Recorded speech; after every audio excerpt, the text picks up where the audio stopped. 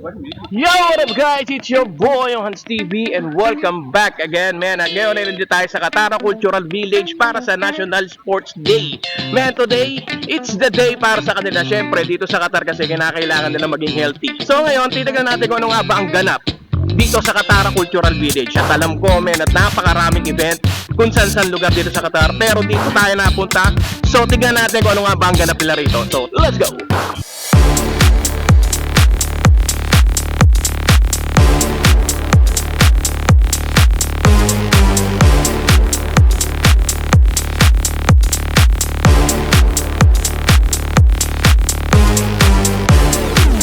At syempre guys, ito nga pala ang amphitheater ng Qatar Cultural Village. So ito ay isa sa mga iconic spot para sa mga bakasyonista. Men, napakaganda nung likuran ko na to. At pag pinasok siya sa loob, ito nga pala ay mala Roman style ang itsura. So para ka nasa Romania. So papakita ko sa inyo kung ano yung loob.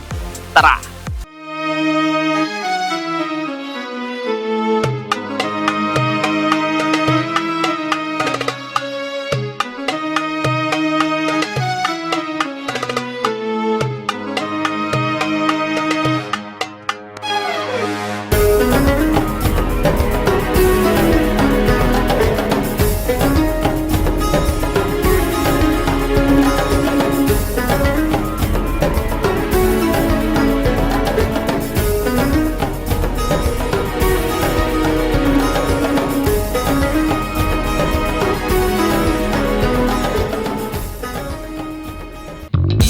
Guys, so as you see, yung nasa likod natin ay napakagandang stair painting nga pala, no?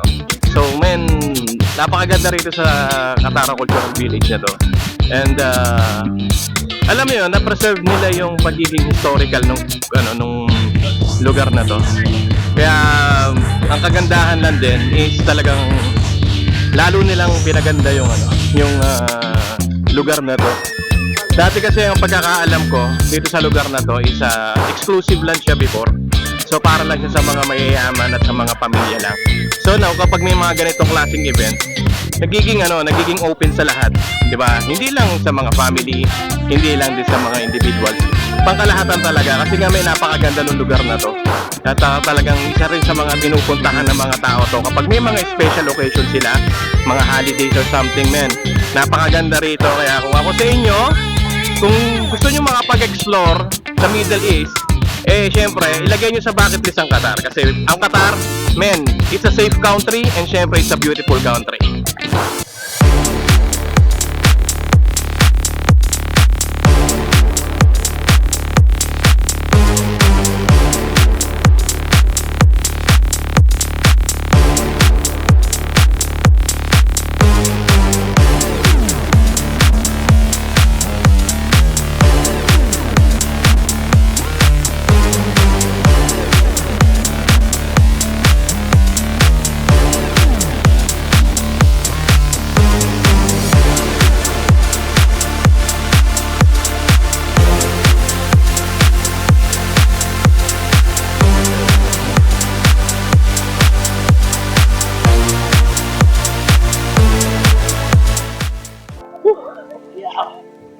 Shit!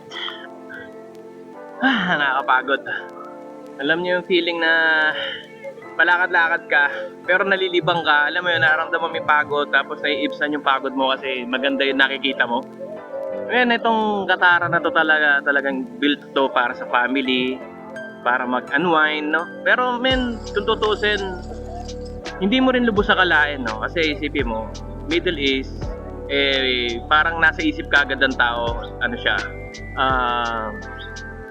disyerto siya, di ba? Tapos, wala siyang ganitong greens.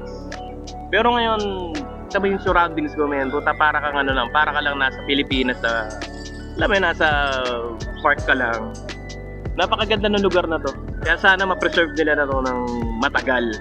At marami pumuntang turista rito. Kasi kung ako, tatanungin nyo ako, isa to sa mga ilagay nyo sa mga bucket list nyo para maging kompleto ang pagbisita nyo rito sa Qatar. Kaya ang lagi ko sinasabi sa Qatar is the safest place and syempre it's a beautiful place.